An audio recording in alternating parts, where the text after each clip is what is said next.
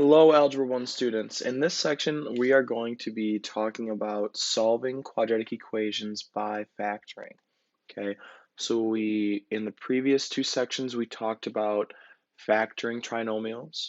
And then in 10.4, we talked about solving a trinomial in factored form. Okay, so if you don't remember what we talked about in 10.4, we'll review some of those ideas here, but remember that you can always go back and watch those videos if you're unsure. All right, but basically there's going to be three steps to solving by factoring. Okay, the first step is just setting the equation equal to 0. Okay, so set that equation equal to 0. And then step number 2 is we're going to factor. Okay, so we'll factor the equation.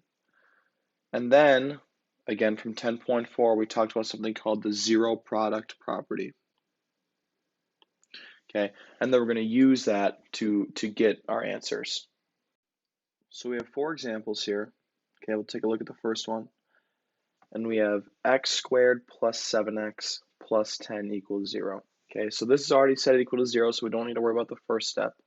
All right, second step is to factor. Okay, remember when we're factoring, we're looking for two numbers that multiply. Okay, so the product of them is 10, and the sum of the factors is 7. So let's just start by listing the factors of 10. We have 1 and 10 and 5 and 2. Okay, hopefully you can see right away that 5 and 2 is what we're going to use because 5 plus 2 is 7. Okay, so 5 times 2 is 10, their product is 10, and then the sum, 5 and 2 is 7. Okay, so we'll set this up like x plus 5 and x plus 2 and set that equal to 0. All right, okay, zero product property. So we're going to set each of those, what's inside each of those parentheses equal to 0. So we're going to have x plus 5 equals 0 and x plus 2 equals 0. And then we're just going to solve both of these. So we subtract 5 and we get x equals negative 5. It's pretty straightforward there.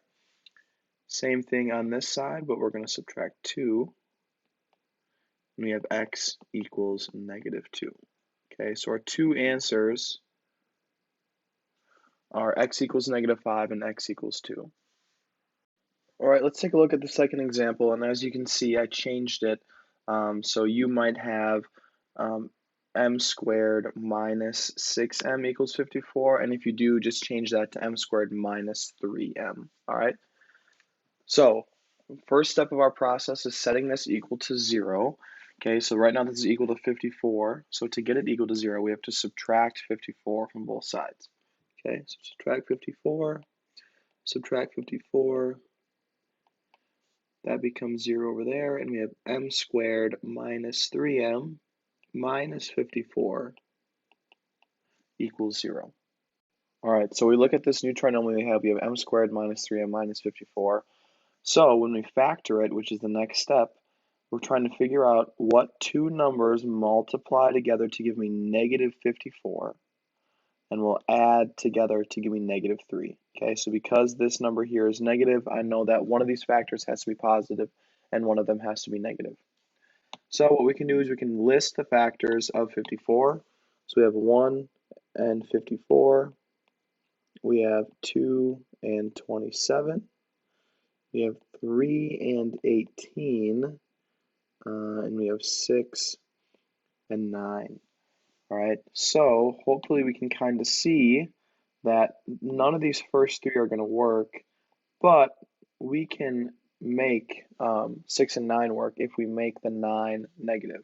All right, so we'll set up our parentheses here, set it equal to 0, and we're going to have an m here and an m here. Okay, and we are trying to get the sum of these factors equal to negative 3. So I have to make the bigger factor negative. So it's going to be negative 9 and plus 6. And if we wanted to double check this quick, we can multiply these last two terms together, so the m and the 6, and get 6m. And then multiply those middle two terms together to get negative 9m. All right, we add those together, we get negative 3m, which is what we're looking for. Okay, so that's a quick check you can do to see if your factors work. So just do basically the O and the I step in FOIL. And if they get that, and if the sum of the factors is equal to that middle term, then you're good. All right. So moving on with the rest of the problem, we're going to use the zero product property. So just set each of those parentheses equal to 0. So we have m minus 9 equals 0, and m plus 6 equals 0. All right, and then to solve the one on the left, we're going to add 9 to both sides, and we get m equals 9. Then on this side, we're going to subtract 6, and we get m equals negative 6. So those are our two answers. All right, moving on to the last two examples here, and the difference between 1 and 2 and these is we no longer have a coefficient of 1. Okay, so the number in front of x squared or m squared here is not a 1 anymore. So that makes things slightly more complicated, but we're still going to follow the same process that we've been using so far. All right, so the first step is set it equal to 0. This one's already equal to 0, so we don't need to worry about that. And then the second step is to factor. Okay, so when we're factoring a trinomial with a coefficient that's not 1, we have to find the factors of that coefficient. So the two things that we're going to multiply together to get 3x squared is 3x and x. All right, and the next thing we need to do is find factors of that last term. So find factors of 35. So the factors of 35 we have are 1 and 35. And 5 and 7. So hopefully we can see that 1 and 35 probably won't work. So we should try 5 and 7 right away.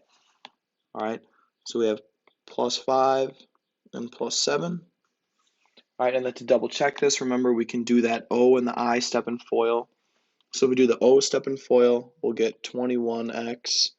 We do the I step, multiplying those middle terms together, we get 5x. Okay, and since that equals 26x and 26x is our middle term, that checks out. All right, so in factored form, we have 3x plus 5 times x plus 7.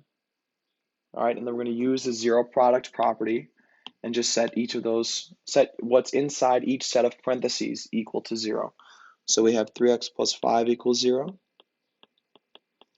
and x plus 7 equals 0. Okay, so let's solve that one on the left first. So the first step is to subtract 5, and then we get 3x equals negative 5. Okay, solving for x, so we have to get rid of that 3 by dividing. So we divide by 3, we get x equals negative 5/3. Okay, and then the equation on the right is a little bit easier to solve, so we're just going to subtract 7 from both sides. We get x equals negative 7. I'm just going to rewrite that down here. Okay, so our two answers, our solutions are x equals negative 5/3 or x equals negative 7. All right, moving on to the last example of the notes. All right, we have 2m squared plus 15m equals 8. Okay, that first step is setting it equal to 0. So if it's equal to 8 right now, to get it equal to 0, we subtract 8 from both sides. And then we get 2m squared plus 15m minus 8 equals 0. All right, next step is to factor. So I'm going to set up my parentheses.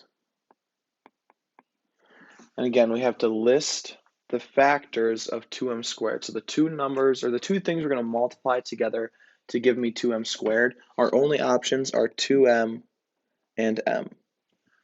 So the next step would be finding factors of 8. So the factors of 8 would be 1, 8, and 4 and 2.